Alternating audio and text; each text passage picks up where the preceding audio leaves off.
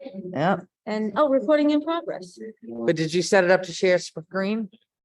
Who am I sharing it with? You, with this. No, I didn't set up anything. I'm assuming Marty did. Share screen, right there.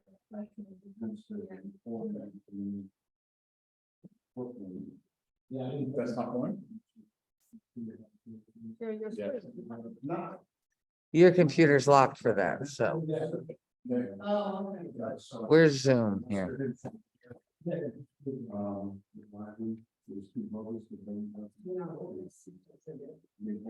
It's easy for me to look up there and see. Do you see Zoom? Nope. How about on the left?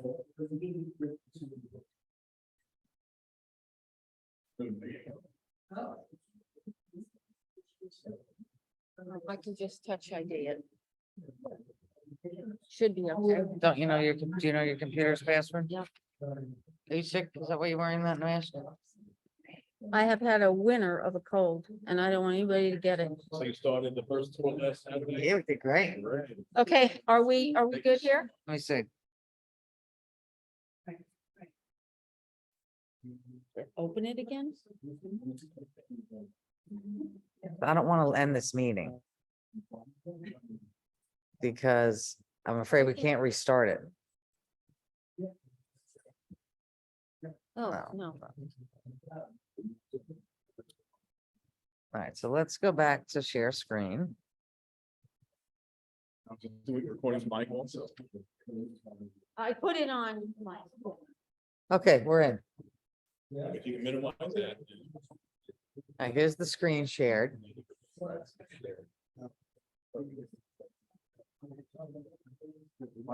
So now. Yeah. No, I just have to max, I have to do this. And then can I go, Yeah, but how do I got that Zoom here? So hold on. can you put it on the side, then where I won't see it? I want to see your notes, so. Up I there. don't want to see notes. I want to see, up here, it'll say view, presenter view. Can you get to that? Okay.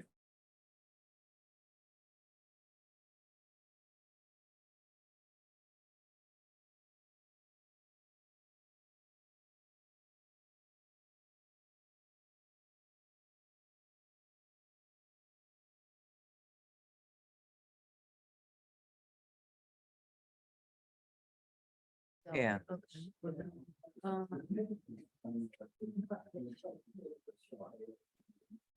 You want to maximize the whole screen. There you are.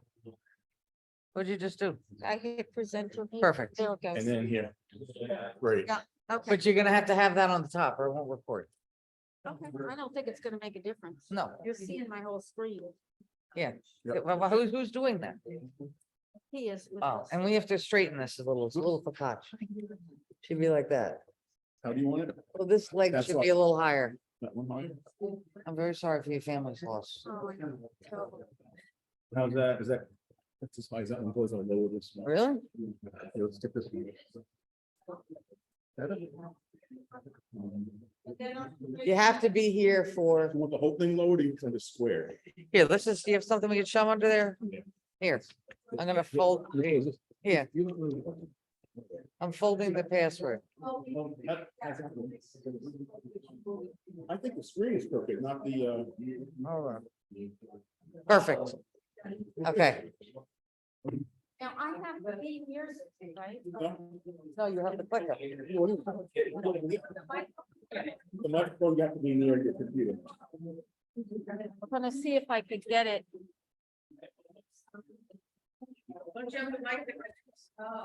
You didn't bring it.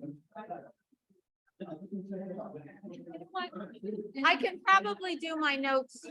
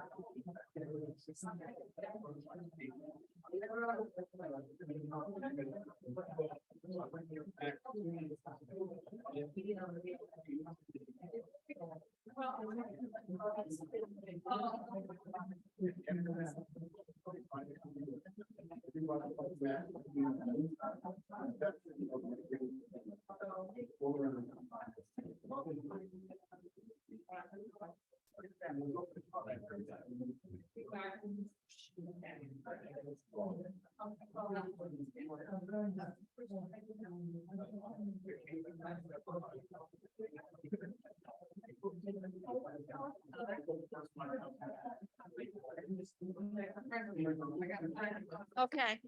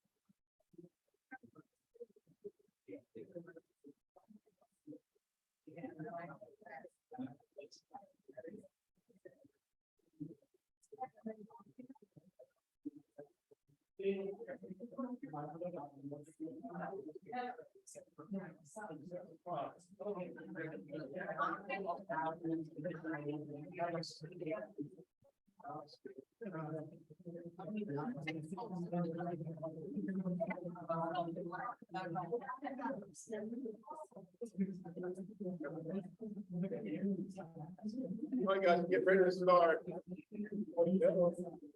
Mommy, there.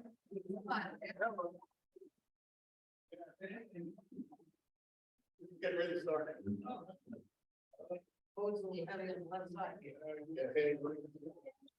It's the board member. Good evening, I'm Jeff Day, I'm the president of the Brookhaven Historical Society. I'm filling in for Monty, our director. She's up at a symposium upstate New York. So I have my marching orders here, my scripts. Since I'm here tonight, I'm usually here most of the time. If anyone has any questions about the Historical Society, what's going on, what we're doing, I'll stay after, answer any questions. I have two other board members here, raise your hands. There they are, they're trying to go ahead. And so I want to thank everybody for coming. I'm gonna just read what I have, so I don't mess up. Tonight's speaker is a dear friend and a longtime supporter of the society. Barbara Russell is a certified archivist and the Brookhaven Town historian. Barbara also is a previous board member and previous president. She had my job before. I did. Lucky you. Uh-huh. As a key member of our education department currently. And thank you so much. And she's working with our new archivist Yes. and getting him his feet underneath him. Tonight, Barbara is going to present Born in Brookhaven, featuring people who were born in the town of Brookhaven, who are either nationally or internationally renowned for their contribution. Barbara, thank you. Okay.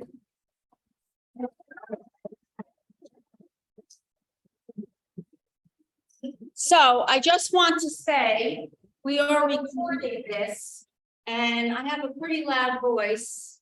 So if I have to walk in front of you, I'm gonna apologize ahead of time. And if you can't hear me, just let me know. So born in Brookhaven. So just to tell you, this program needs more people, especially women. So as you are watching, think of the qualifications above. Who born in Brookhaven, made a national or national, international contribution. Okay, we're gonna start with Tapping Reed, born in the hamlet of South Haven, where his father, the Reverend Abner Reed, was the minister of the old Southampton Church. His mother was Deborah, probably tapping, but sometimes tapping, sometimes topping. There's a little bit of discourse on his birth location. The family Bible says Southold, and his obituary in the Vermont Chronicle, which included his entire eulogy, says Brookhaven. Both are possible, as his parents came from Southold, but the Reverend Reed was put in charge of the churches at West Hampton, Riches, and Fireplace, all on the South Shore. We're not exactly sure where he was in 1744, but his father was given a glebe, which is a plot of land to farm, in Fireplace while he was there. So it's assumed that the family made their home in Fireplace. The old South Haven Church still stands in the hamlet of Brookhaven, formerly Fireplace, now on Beaver Dam Road. Did tapping or topping become tapping? We really don't know. One article I read said his given name was Erastus Tapping Reed, and he dropped the Erastus. If he did, it was before he attended the College of New Jersey. Tapping Reed is credited with establishing the first school to study law in Litchfield, Connecticut. He was educated at the College of New Jersey, where he met his first wife, Sarah, known as Sally Burr, B-U-R-R. In 1773, the newly married Tapping Reed and Sally Burr Reed settled in Litchfield, Connecticut, where Reed promptly established a legal practice. Following year, Sarah's brother, Aaron Burr, came to live with them, and Reed began to instruct him in the law. Several prominent residents of Litchfield also sent their sons to Reed for legal training, establishing his reputation as a teacher and forming the nucleus of what was to become America's first formal school of law. More than 1,100 students attended the school before it closed in 1833. Why did it close? Harvard, Yale, Columbia, and Princeton opened law schools on their campuses. But Tapping Reed went on to an illustrious career, eventually becoming the Chief Justice of Connecticut. He never returned to Long Island, but died in Litchfield in 1823. He had one son by Sally, Aaron Burr Reed, who went to live in Troy, New York, and one grandson, Tapping Burr Reed, who died while a student at Yale. He had no children by his second wife, Elizabeth Thompson, who outlived him. The reproduced painting on the left side, I just want to see if that works. Okay. Is by George Kaplan, one of Reed's students at the law school, who later left the profession and is actually known for his painting of Indians from the West. Come on in. Center is Aaron Burr, who is not only a student, but a brother-in-law. Right is the Reverend Lyman Beecher, who spoke at Reed's funeral. After the teaching of law, he became Chief Justice of Connecticut. You can visit his home and the school building at the Litchfield Historical Society. And I normally don't read a lot from the page, but this was Beecher's tribute. I have never known a man who loved so many persons and was beloved by so many.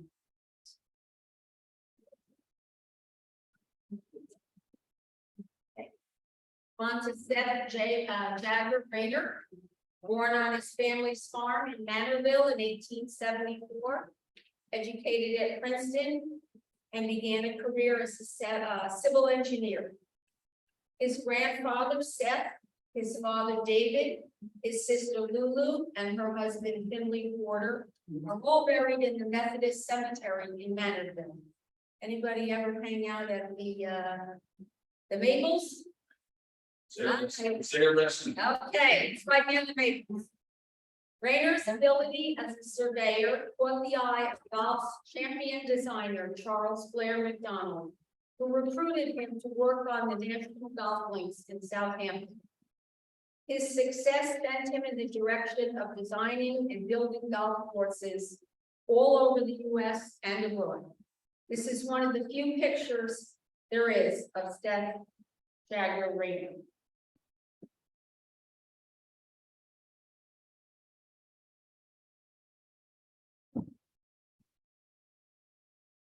West Hampton Country Club. West Hampton. As you can see by their logo, if you're a yachting enthusiast, that's a Virgie. So it was likely a yacht club first, before it became a golf club in 1915. In Charles Blair McDonald's book, Scotland's Gift, Golf Reminiscences, he wrote about Seth Rayner. He had no peer when it came to accurate surveying, contours, relief, models, drainage, piping water, wells, pumps, and seeding. Seth Rayner died in Palm Beach, Florida in January 1926. I have had the pleasure of playing both of these Seth Rayner courses, and I never hesitate to tell the staff that Seth Rayner was a Long Islander. But you can see where he designed all over the world. Yeah. I just recently played North Palm Beach. And this is one of his last designs. There is a wonderful, wonderful black and white photo of the original course in the lobby. Not sure which is more interesting, the course photo or the fact that the high-rise condos did not exist in 1926. And it almost overlooked the Atlantic Ocean. I put in the cemetery stones just to show you that there's at least 3 generations of the family buried in Manorville. His grandfather Seth is on the left. His sister Lulu is in the middle. And his father David H. is on the right.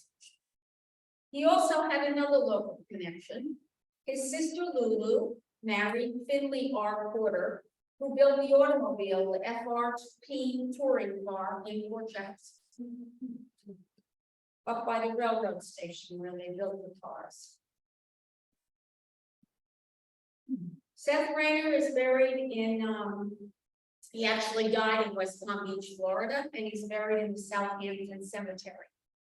Now I get to tell the story of finding his gravesite. I went out to the cemetery one day, and the staff was working right inside the gate. And I said, I'm here looking for Seth Rayner's headstone. And they said, drive down to the end, make a left, you'll see this garage. The superintendent's there, he knows everything. Okay, so I went and I said, I'm looking for the grave of Seth Rayner. And he went to this file card index and told me they had fire lines and it might not complete. Now, if you know anything about Long Island genealogy, there were Rayners everywhere. So he starts looking through the Rayner. He said, you said his name is Seth. I said Rayner. I'm not finding it yet. I said, he's a famous golf course designer. And he said, oh, that's Seth Rayner. I can take you right to his headstone. He said, every time there's a golf tournament out here, people will come by the carload to see where he's buried. So we drove over. He's facing this way, and Charles Blair McDonald is facing this way, looking at it. They were so fond. On to the next person. Elizabeth Bessie Katz, born in 1914 in Patchogue. Her parents, Israel Katz and Anna Cohen, came from Lithuania, and they set up a cattle and dairy farm in Holtzville. This picture was taken at the house in Holtzville. I'm sorry, it doesn't have a date to it.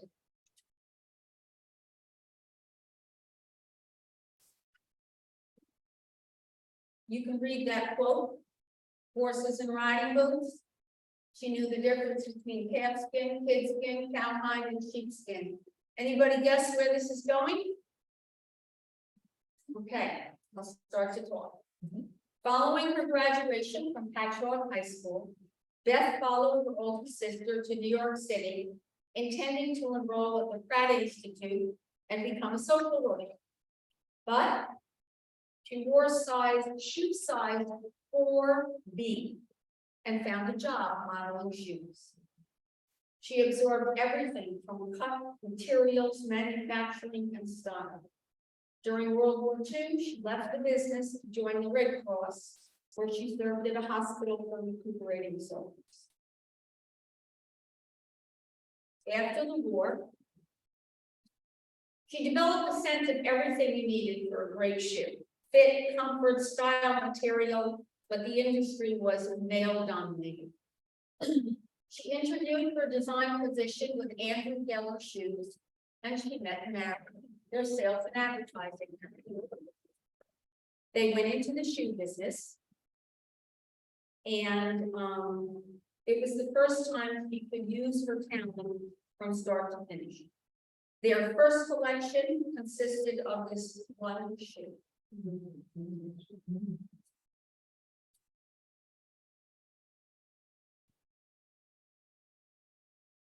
I want you to know the underlined sentence in the bottom paragraph.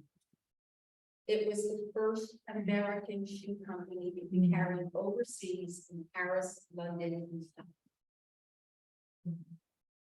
Remember Nancy Sinatra singing "These Boots Were Made for Walking"?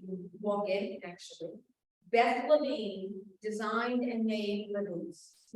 She earned a Cody Award in 1967. She died in 2006, and many of her shoes are in the Metropolitan Museum's permanent collection.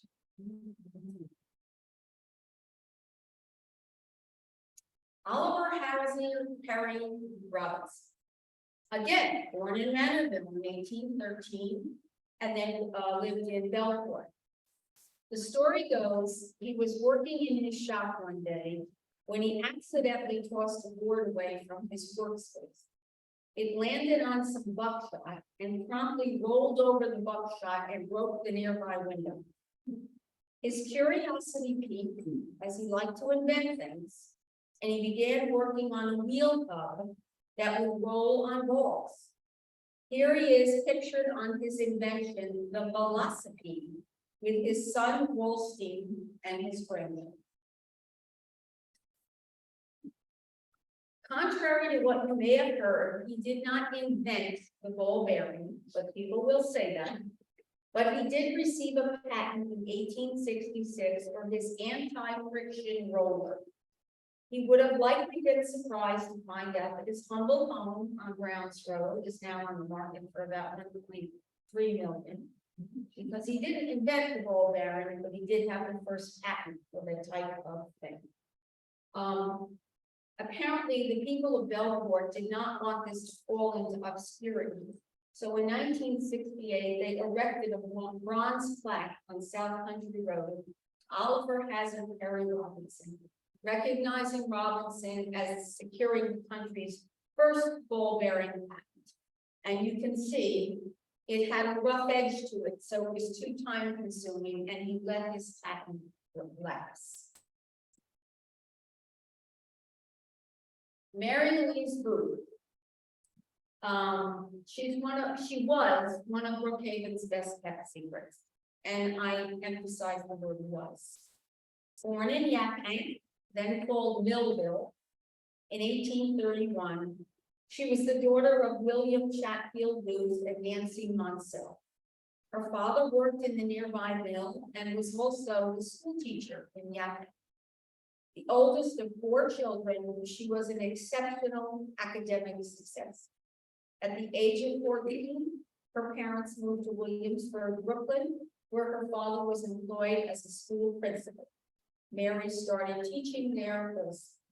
By the age of 20, she began a career as a translator, having mastered French at an early age. This letter, dated the 1st of January, 1888, is from Susan B. Anthony to Mary Louise Booth, asking her to present a paper on women in journalism in March. She is to follow Julia Ward Howe's paper on women's organizations. Note the salutation, it's a little hard to read. My dear friend, Mary Ella Booth.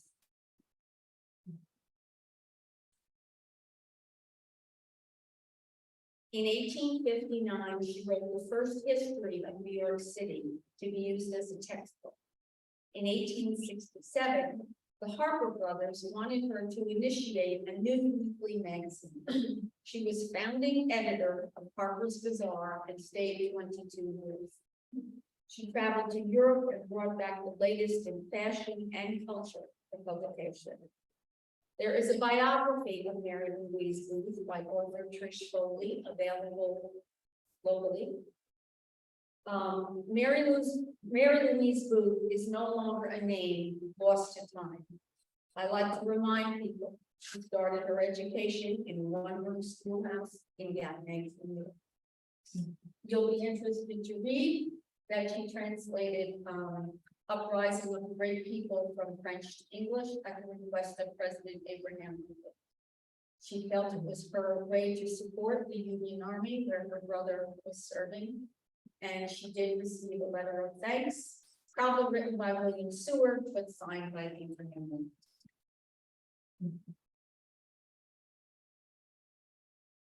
If you have not been out to Yaphank, her house has been restored and it is open seasonally, and it's well worth the visit. You'll learn even more about Mary Louise Booth.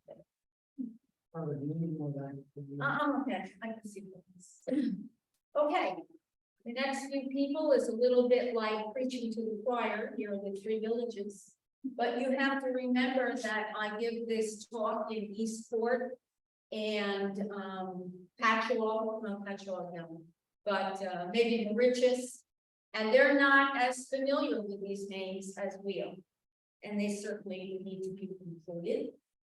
Our first is Benjamin Talmadge, the home where he was born in Setauket, and the home where he lived all of his adult life in Litchfield, Connecticut. Born in 1750 here in Setauket, where his father was the minister of the Setauket Presbyterian Church. He was an exceptional student. He went on to graduate from Yale College and then to teach in Wethersfield, Connecticut. Supported by the early Patriot cause, as the saying goes, he joined up. His abilities were many, and he went on to lead the co-perspiring.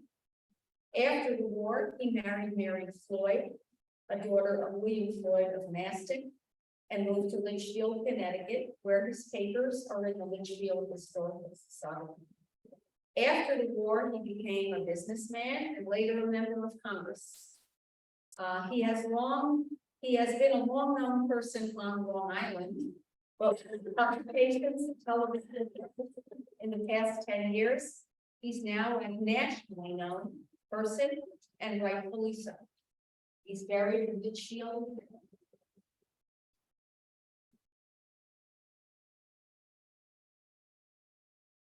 Caleb Brewster and Abraham Woodhull, boyhood friends and patriots.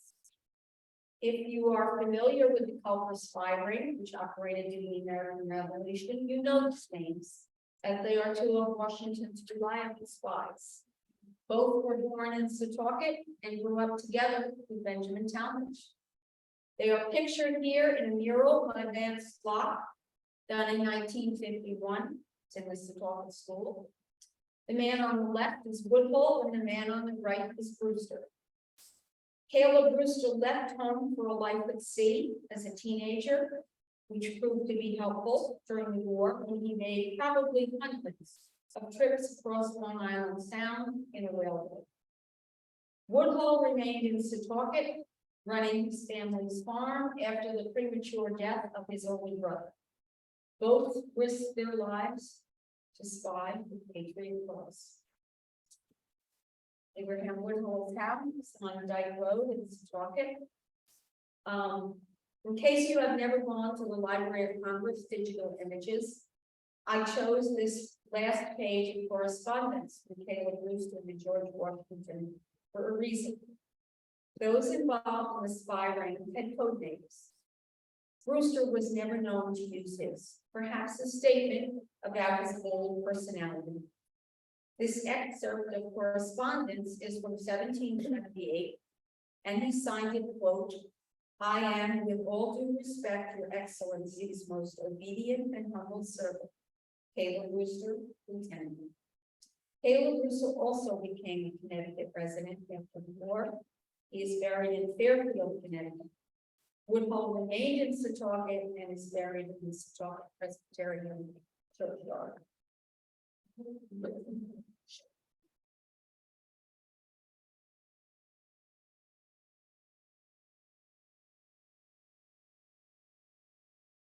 Boston Road. Born in Port Jefferson, he ran an inn in Setauket. To supply his business, he made many trips on horseback to New York City, bringing secret messages to and from Abraham Woodhull. Very risky. He also contributed to the Culver's Spy Ring. And yes, George Washington really slept in the road tavern on his 1790 trip through London. The road tavern still exists. It's a private home. After the war, Austin moved to Petro, where he also ran an inn. He never returned to live on the North Shore and is buried in Petro.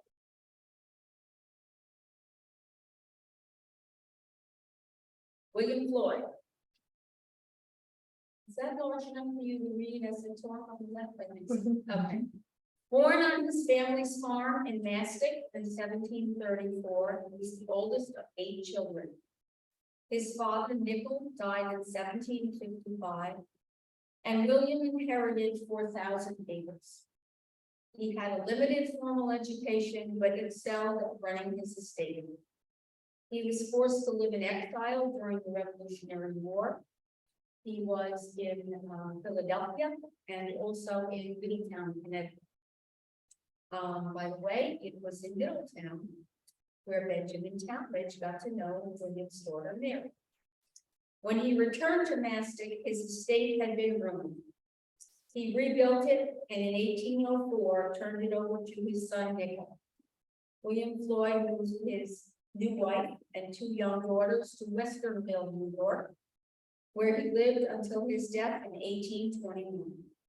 His home in Mastic is a national park site, well worth a visit if you have never toured it.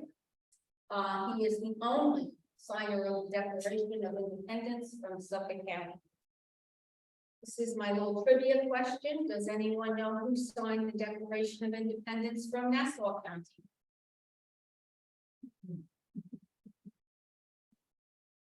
Some people say, Francis Lewis, probably been on Francis Lewis Boulevard, but he was from Queens. Okay, it's a trick question. There was no Nassau County. It didn't exist until 1898 or 1899. It's Queens and Suffolk on the line.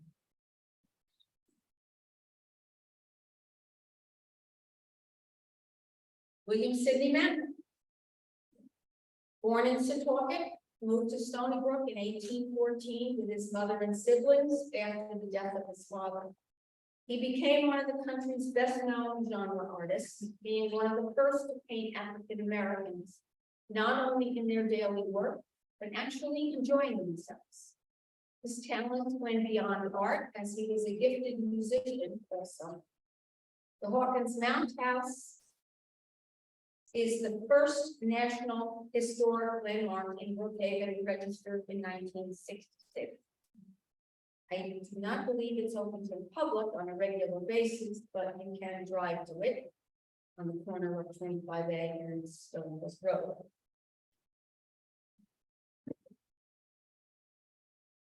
I do not like to leave out the other Mount brothers who were equally as talented. The two portraits on the left by Shepherd Alonzo Mount are William Sidney Smith and his wife Eleanor Jones Smith. They were painted in the 1830s by the Smith, commissioned by the Smith family, and hung at the Longwood Estate until they went to California in 1970. They were found and returned to the town of Brookhaven in 2017.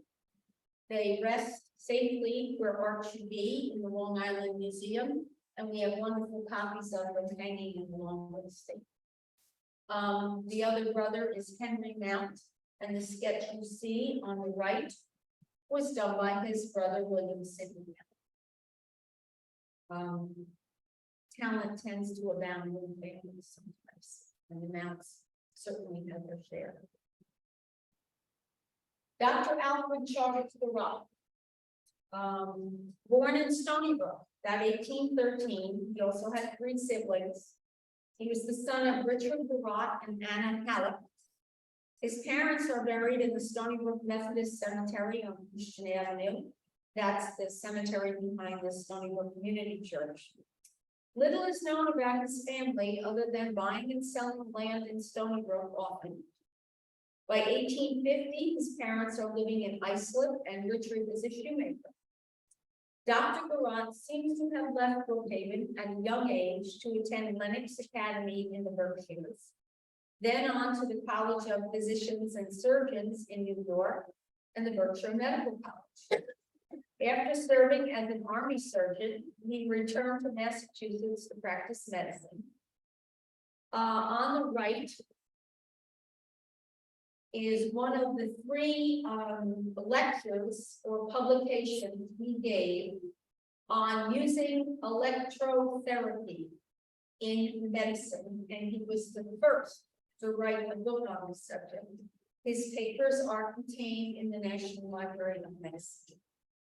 He died in Boston in 1891 and is buried in the Mount Auburn Cemetery in Cambridge, Mass. And my last one is Robert Colsey Pelletreau Jr.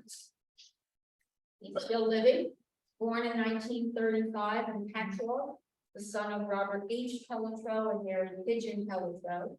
He graduated from Yale University, the Harvard Law School, spent 2 years in the Naval Reserve, and entered the Foreign Service in 1962. He is a direct descendant of the silversmith Elias Pelletreau of Southampton. Ambassador Pelletreau is still living in Washington, D.C. His Foreign Service record is quite lengthy and interesting, including being held hostage in 1970 by a Marxist group in Amman, Jordan. His captors ushered them all into a hotel where they planned to get a lot of public you know, be on public TV. And seeing that his captors were momentarily distracted, he edged himself into a group of reporters and walked out the front door. But he has quite a record in the diplomatic service and very well known. I'm gonna leave this up and I have a second one. Does anyone have any suggestions for me? Yes, A question. The trainer is Raymond Park on 347. that's named after Percy Rayner, who was a town clerk in Brookhaven. Actually, his signature is on my birth certificate, so he was here in the 1950s. But there are Rayners all over Long Island. It's like Jones. They're all over Long Island. Or you mentioned that Caleb Brewster was from the Lands and Sire, leaving this is code name. Yeah, Do we know what this code name was? yeah, it's in the code book. Yeah, it's in the code book, I'm pretty sure. There's another page here, it's where I get it was. I've had some suggestions. I've had, Mick Foley, the professional wrestler, but he wasn't born here in Brookhaven. He was born in the Midwest. Kevin James. Kevin James, I have to find out where he was born. Oh, he was born in Stony Brook. See, I always get a suggestion when I come to this. The other suggestion, and I hope that, I was hoping that Tyler would be here tonight, is a gentleman that graduated from, and I can't think of his name, he graduated from Squacket High School in the mid to late 40s. And he went on to become the chief speechwriter in the White House for Richard Nixon. He is also rumored to be deep throat in the Watergate scandal. But although he lived here and graduated from school here, he was born in New York City. So that lets him. Kevin James had his nickname. Sniffing, yeah. Yeah. We might have born in New York. I have to look. Sometimes I get an idea or I get a name and I go, nope, not the one. And how did no seal strong? You didn't bring it up? No, he didn't, but I think the others more well known, but now that we know that it was truly involved, I add. The others are more well known, but they don't have to be deceased, they can be living. So if anybody has, I've been looking into Nobel Peace Prize winners from Brookhaven Lab, but none of them were born in Brookhaven yet. So if anyone has a suggestion, let me know. Any other questions? Well, thank you. Hope you learned that.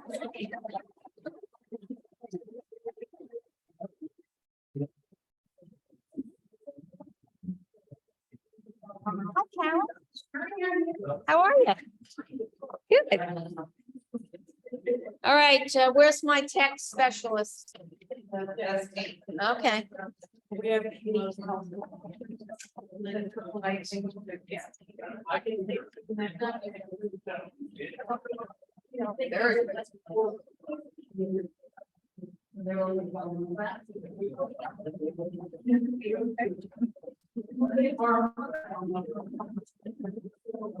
My name is Brenda. I'm a friend of Janet, also, I had spoken to Margot, Martin, about the archives. Yes. I'm a meteorologist, but I've been looking into people with a strong cooperative program. Oh, yes, yeah. So I've been doing that a lot. I've gotten in the history. So Maya told me, well, you know, we're about to interview an archive. Right, You know, if you wanted to do some volunteer work, blah, blah, blah. yes. So, it sounds like you're gonna be working with me. I worked with him last week for a little bit and I said, get used to the collection, start your plan, I'll come back in a few weeks. Yeah, I volunteered there. For weeks. Yeah, but, So, yeah, so, So I just wanted to mention I have. Uh-huh. I don't know what, how it's work. I look like. Yeah. But Well, he'll set up his schedule as, when people can come and then, I said, have work for them to do before they start. Because you don't want to volunteer going, well, what do you want me to do? What can I do next? You know what I mean? They have to be busy. So he'll have to, his name is Scott. So check in with Marty and he'll know more how it's moving along. You did? Show me around the area Yeah. to the cemetery. Where's you went to school? I'm gonna be living in next. Yeah, it's Massapequa. Massapequa. Yeah, yeah. Billy Joel. He's from Texas. Yeah, he went to Hicksville High School. Yeah. Yeah, I'm not going to Long Island yet. Okay. I'm only Brookhaven. Yeah. he was- Yeah. I used to work. Her husband. Oh, okay.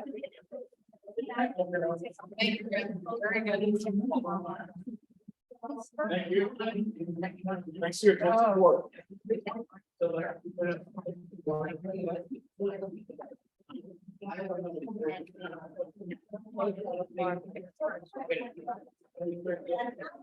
Bye, Carol. I will. It's only a matter of time. It's only a matter of time. Okay. So I have to get my. Okay, sure. Flowering. Oh, okay. Morning prayer. Yeah.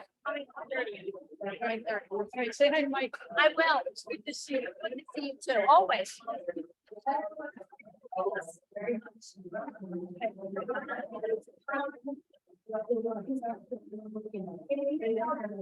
Well, that was Brookhaven, yeah. Read, that the Rose, then the cemetery, the Rose Family Cemetery, is a place called Jared's Cat. Jared, yeah, it's Brookhaven. Oh, Yeah, it's lovely Brookhaven. Just take a ride somewhere. You go to Belport, have lunch there, yeah, yeah. Yeah.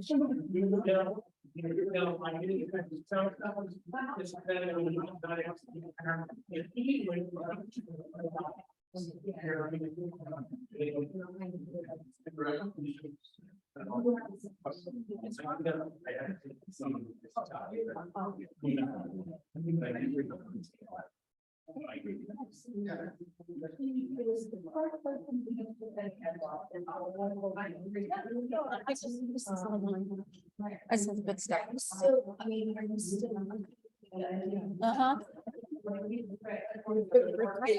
I know I look like I should be retiring, but I'm not. Yes, I am. So many things, you know. Yeah, change, I know. change or cease or Right, right. see